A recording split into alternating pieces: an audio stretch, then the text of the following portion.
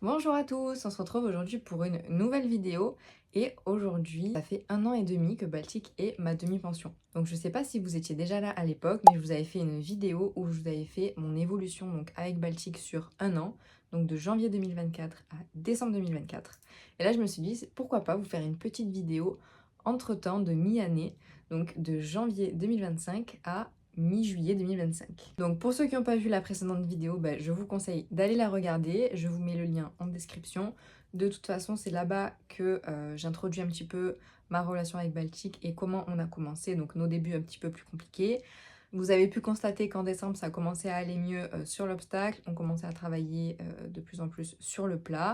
On avait même commencé les épreuves d'obstacle à 1 mètre. Mais malheureusement, on a subi une énorme période de pluie fin décembre, début janvier. En plus de ça, mi-novembre, il y a eu une grosse vague de froid nous, dans notre secteur finalement.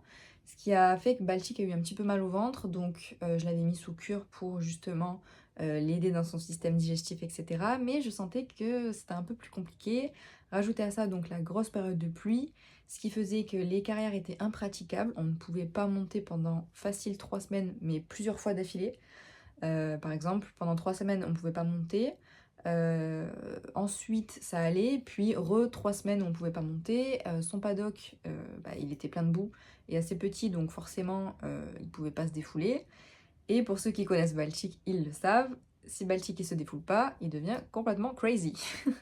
Vraiment, il devient complètement taré. Après, je pense que c'est un peu comme tous les chevaux, il emmagasine beaucoup, beaucoup d'énergie, il prend beaucoup sur lui, il est très émotif, donc forcément, après, ça explose. Pourquoi je vous explique tout ça? Tout simplement pour vous emmener sur une période où c'était très compliqué, à peu près de janvier à mars, ça a été une des pires périodes, c'est-à-dire que je ne prenais quasiment plus de plaisir.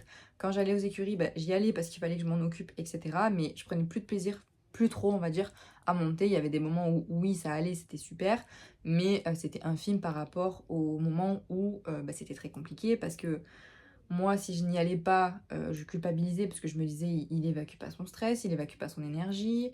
Enfin, il y avait une grosse part de culpabilité de ma part et ça pesait de plus en plus. Donc c'est vrai que c'était très compliqué pour moi d'aller aux écuries dans un bon mood, etc. Bon, il y avait quand même des moments où c'était sympa. On a fait, il me semble, un concours en janvier-février. Bon, cette fois, on n'avait pas fait 1 mètre, on avait fait 90. Parce que justement, ça faisait peut-être un mois qu'on n'avait pas sauté à cause des intempéries. Et je me voyais pas arriver sur une 1 mètre, sachant qu'on n'avait pas sauté et qu'on avait sauté juste quelques jours avant. Donc, on a fait une 90 qui s'est bien passée. On a réussi à sortir sans faute, par contre.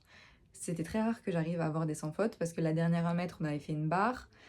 Tous les concours extérieurs, on fait des barres. Bon, évidemment, c'est ma faute, hein, bien sûr. Mais là, on avait réussi à faire une 90 très propre. Je vais essayer de vous mettre le tour là. Mais j'étais encore un peu trop sur la retenue. Enfin, je sais pas, j'ai pas trop kiffé autant que j'avais kiffé la précédente 1 mètre. Du coup, le temps passait et je faisais plus de balades et plus de plats que d'obstacles parce que on pouvait pas à cause des intempéries et c'est un effet boule de neige, moins t'en fais, moins tu t'en sors quand tu en fais. Du coup, c'était très compliqué. On prenait pas de plaisir. Franchement, les dernières séances, je vais essayer de regarder. Si j'ai des vidéos, je vous en mets. Je suis pas sûre d'en avoir parce que j'en ai supprimé beaucoup. Mais une fois, on a fait un cours sur un triple et honnêtement, c'était la pire séance de ma vie. J'ai fini en pleurs. Je n'en pouvais plus, je voulais plus du tout sauter. C'était vraiment une catastrophe parce que c'était le soir, c'était l'hiver, il faisait nuit, il faisait froid. On n'avait pas sauté depuis longtemps. Euh, Bref, trop d'éléments qui faisaient que c'était pas possible. C'était trop compliqué, on avait trop pris sur nous, lui comme moi, donc on n'en pouvait plus. Plus le temps passait, plus je réfléchissais, je me disais, bon là, je pense que je vais pas tenir encore longtemps. Franchement, j'en avais vraiment marre. Donc j'hésitais soit à arrêter la pension, soit à changer d'écurie avec Baltic. Mais ça dépendait pas de moi, c'était si la proprio de Baltic était d'accord.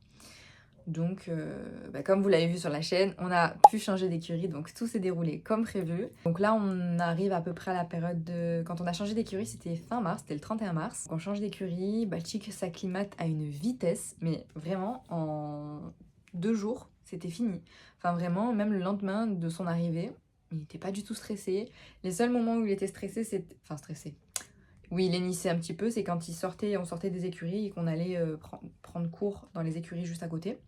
C'était les seuls moments où il hennissait. Sinon, quand il était dans les écuries, quand il était dans son paddock, quand on baladait autour des écuries, il était zen. Mais quand je vous dis zen, Pareil, si j'ai des vidéos, je vais essayer de vous les mettre, mais vraiment, le cheval métamorphosé. Au travail, il était mais génial, vraiment. Tellement génial et tellement calme que quand j'ai pris des cours avec 2 coachs différentes à l'obstacle, je leur ai dit, bon, il charge un peu les barres, c'est très compliqué, je me fais traîner, patati patata. Les 2 coachs m'ont dit, il charge pas les barres là. Vraiment, il était calme, il était super calme. Et je leur ai dit, bah écoutez, il me fait mentir, mais vraiment, je vous jure que les dernières séances de saut, c'était un calvaire. Genre, je finissais en pleurs, je prenais aucun plaisir. Enfin, j'étais tout le temps là à le retenir et même à lui tirer dessus. Enfin, genre, je savais plus quoi faire. Donc c'était trop, trop drôle parce que bah, ce que je vivais avant, là, ça arrivait pas. Donc après, forcément, on avait passé la période la plus dure. Donc c'est pas non plus le changement d'écurie qui a fait que. Je pense que cet hiver, ça va être un petit peu plus compliqué que ce que ça ne l'est maintenant. Parce que forcément, là, on est dans la meilleure période de l'année. À partir de avril jusqu'à octobre, le cheval, il est calme, hein. Mais je pense que déjà, le fait qu'il ait un espace plus grand, il a un paddock qui fait peut-être 3-4 fois la taille de celui qu'il avait avant. Il a un abri, donc s'il veut pas subir la pluie, bah, il se met à l'intérieur. S'il veut pas subir la chaleur, il se met à l'intérieur. Donc franchement, non, je pense que ça a bien joué sur son moral. Je pense que sur le mien, ça a bien joué également. En fait, de le voir comme ça et de le voir zen et de voir que les personnes autour de nous remarquent sa zénitude, franchement, c'était génial. Vraiment, j'étais trop contente. On s'est bien mis au dressage parce que je monte avec une coach qui est une cavalière de dressage. Bon, je fais aussi de l'obstacle, elle fait aussi d'obstacle, elle donne des cours d'obstacle, etc. Mais on s'est vraiment mis au dressage. On a fait un concours de dressage, notre premier vrai concours de dressage officiel, etc. etc. Je vais vous mettre la vidéo ici, n'hésitez pas à aller la voir, ça me ferait vraiment plaisir. Et bah écoutez, il se révèle de jour en jour, vraiment, il est génial, il est appliqué, il se détend de plus en plus. On essaye, on est en train de travailler pour passer le galop 7, etc. Mais c'est vrai que ça fait un an qu'on essaye de passer le galop 7, mais dans les configurations où on était avant, c'était pas possible. Là, vraiment, on prend le temps de travailler, etc. Peut-être que je passerai la théorie fin août, si j'arrive à me donner le courage de réviser. Ça, c'est autre chose. On sautille de temps en temps. Je voulais pas forcément sauter régulièrement. Mais un jour, comme je vous l'ai expliqué dans cette vidéo-là, on n'a pas naché. Donc, du coup, ça a été très compliqué au niveau de la confiance. Il s'était blessé en plus. Bon, superficiellement, mais il s'était blessé quand même. Et donc, c'était très compliqué. J'ai ressauté, je crois, un mois après avec ma coach. Je vais essayer de vous mettre des vidéos ici. De toute façon, il y a tout dans la précédente vidéo. Pas besoin de tout vous mettre ici, comme ça vous allez voir les autres vidéos. Et on a sauté très très bas juste pour que je me remette en confiance. Et depuis, on n'a pas sauté. Donc je pense que ça fait, je pense, un mois et demi qu'on n'a pas sauté. Mais par contre, quand on saute, ça se passe tellement bien. Vraiment, ça se passe super bien. L'avantage, c'est que la carrière est quand même assez grande, assez large. Elle n'est pas longue comme celle qu'on avait avant, mais elle est plutôt large. Donc en fait, c'est plus facile d'accepter son galop, parce qu'il a besoin d'un vrai galop de concours, on va dire, pour sauter. Il a besoin d'amplitude et de développer son galop. Donc c'est vrai que c'est plus simple. Là, on est à mi-juillet. Et franchement, je suis vraiment contente de la progression qu'on a eue, même en travail à pied. On commence vraiment à s'amuser, on fait plus de travail à pied, on prend des cours de travail à pied maintenant. Je sais pas si j'en ai déjà parlé sur cette chaîne, peut-être qu'il faudrait que je fasse une vidéo vraiment dédiée travail à pied, mais oui, on prend des cours de travail à pied. Là, on en a pris 5, il me semble. Donc on essaye de beaucoup travailler sur le mené parce que j'aimerais bien arriver à travailler en liberté. C'est compliqué, hein. C'est très très compliqué, on fait face à beaucoup de difficultés. Je pense que si ça vous intéresse, je vous ferai une vidéo, n'hésitez pas à me le dire en commentaire. Mais donc voilà, on fait du travail à pied, on fait beaucoup de balades. Là, franchement, on se régale, on a des chemins de balade, mais pépite! Vraiment, on a des chemins de balade, c'est merveilleux. On peut faire des trotting, on peut aller monter en extérieur. Et franchement, la dernière fois, on est parti pendant 2h30 en balade. 2h30, vraiment, on est parti en rando. C'était génial.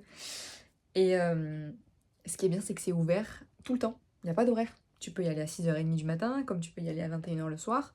Donc ça, en fait, c'est génial. Franchement, ça, c'est un truc qui est trop bien dans les écuries de proprio, franchement. Moche que ce soit pas pareil partout, pour le coup. Parce que quand tu finis tard, etc., c'est compliqué. Bref, c'est pas le sujet. Donc là, je vous ai dit, on est à mi-juillet. Donc là, les objectifs, pour l'instant, c'est toujours d'évoluer en dressage. On va essayer de se remettre un petit peu doucement à l'obstacle parce que si je veux passer le galop 7, il va falloir enchaîner les hauteurs qu'on enchaînait avant. Donc normalement, semaine prochaine, on va sauter. Si je peux, je vous en ferai une vidéo. Sinon, je vous raconterai sur Instagram, sur mon Insta, comment ça s'est passé. N'hésitez pas à aller me suivre là-bas d'ailleurs. Et normalement, on devrait aller à la plage avec Baltic fin août. Mi-septembre, on devrait faire un stage avec un cavalier professionnel de dressage. Ça, j'ai trop hâte. Franchement, j'ai trop hâte. Là, je me suis acheté une petite salle de dressage. Voilà, je vous mets la photo ici. Je suis grave contente. C'est tellement plus pratique. Ça te tient bien les jambes, etc. Ça te met mieux en position. Ça te positionne mieux le bassin, etc. C'est trop cool. Et je pense qu'en octobre ou novembre, on fera un concours de dressage. Et après, on verra pour l'année prochaine. Mais en tout cas, là, sur le dressage, voilà, on en est là. Et je vais reprendre des cours de travail à pied, évidemment. J'ai peut-être, si j'ai la possibilité de refaire un stage de travail à pied avec la personne qui fait du spectacle, je le ferai parce que franchement, on est toujours en contact et elle est trop cool. Je vous mets sur mon Instagram ici, voilà, c'est gratuit. Puis voilà quoi, j'espère que vous avez pu constater une petite différence entre l'année dernière et cette moitié d'année 2025. Moi, franchement, je trouve que c'est flagrant. Vraiment, c'est flagrant. On verra peut-être en fin d'année 2025, je vous referai un bilan en ayant passé l'hiver, enfin mi-hiver finalement. Et puis écoutez, je vous laisse ici. C'est ici que cette vidéo s'arrête. J'espère qu'elle vous aura plu. N'hésitez pas à me donner du coup votre avis en commentaire, me dire si vous voulez une vidéo sur le travail à pied, et puis à vous abonner évidemment. Et je vous dis à bientôt pour une nouvelle vidéo. Bisous!